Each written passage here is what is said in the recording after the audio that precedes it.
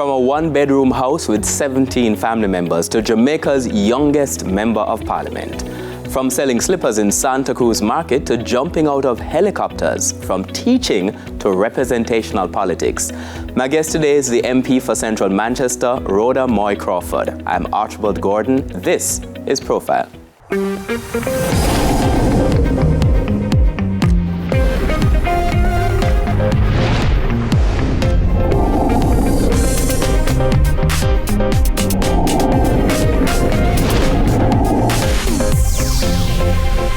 Rhoda Moy-Crawford, welcome to Profile. Thank you for having me. It's a beautiful story, and I'm excited to share it with my guests. So first of all, I always start with what I call a Cliff's Notes version. So, Member of Parliament for Central Manchester, yes. Your election to that post in and of itself, history creating, and we'll talk a little bit about that, and about representational politics as well, from Manchester, and from the constituency that you represent as well. Former student leader and youth advocate. You worked at the Jamaica Foundation for Lifelong Learning, correct. Bachelor's degree, master's degree, teaching diploma, now pursuing a PhD. Correct. Just a lot of work overall. Yes. But that's my description of you. How would you describe yourself?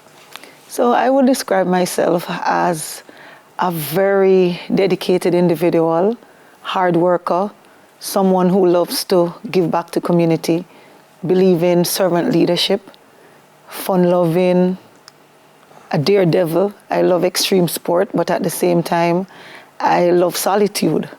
So, it's a little bit of both. A mix of everything. And some of those things we'll talk about. So the daredevil part, for instance, involves, among other things, that you will both jump out of a helicopter, with a parachute. With a parachute, but will also enjoy time by yourself. Let's start by talking about the background that leads to this mix of personalities and traits and characteristics, by talking about where you grew up, okay, and the people who raised you. So I grew up in a community called Greyground in Manchester Central. It's in the Royal Flat Division. Greyground is one of those communities. If you look at the US Travel Advisory, it warns travelers not to visit Greyground if they're in Manchester. And it was the belief that nothing good could come from Greyground.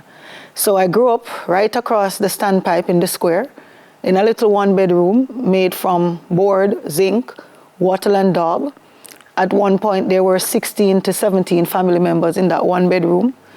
My mother, grandmother, great-grandmother, aunties, uncles, cousins. I remember there were 2 beds there. I saw some of my cousins sleeping on dresser, some on the floor. There was a pit latrine on the outside. There was a outside kitchen. But very early, growing up in those circumstances, we didn't even know that we were poor. And I remember my parents telling me that we are poor, but we're not poverty. What did they mean by that? And what they meant by that is that despite our economic realities and not being able to enjoy luxuries, we should never set limit on who we could become or what we could achieve. And so 2 things were very important for my family.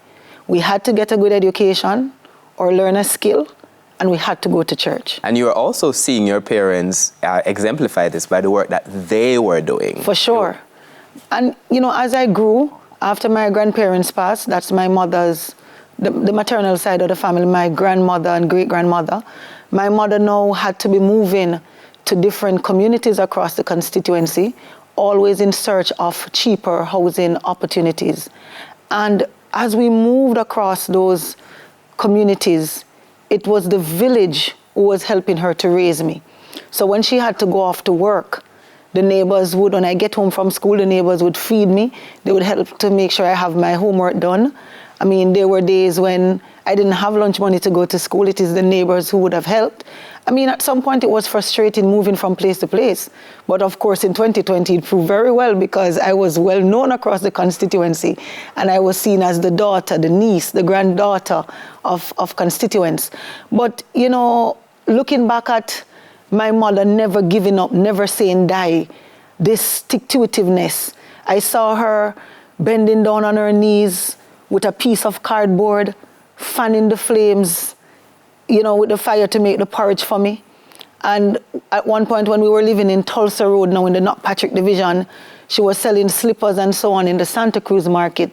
And I watched her getting up at 5, 6 o'clock, packing a very large bag to pull on her shoulder and to walk a very long way to the road to get the taxi to get to Mandeville and then down Spurtree Hill. And she would come home at evening telling me how, they had to run from the Metro Man. Those are the municipal police. Yes. Because she was outside selling on the outside of Morrison's store. Yes. So, I saw my parents doing that, and, my parents told me that they want better for me, and not just me, but my cousins.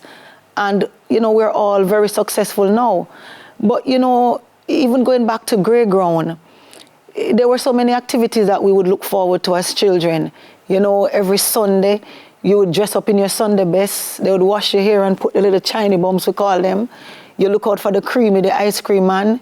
You have Seymour, who's still in the community and very supportive of me, so proud of me. Seymour would mount a merry-go-round that he would make from board and, make some makeshift seats with the ropes and would have to pay for those rides. And Seymour was one of them, even when we didn't have the money, he would give us rides on the merry-go-round.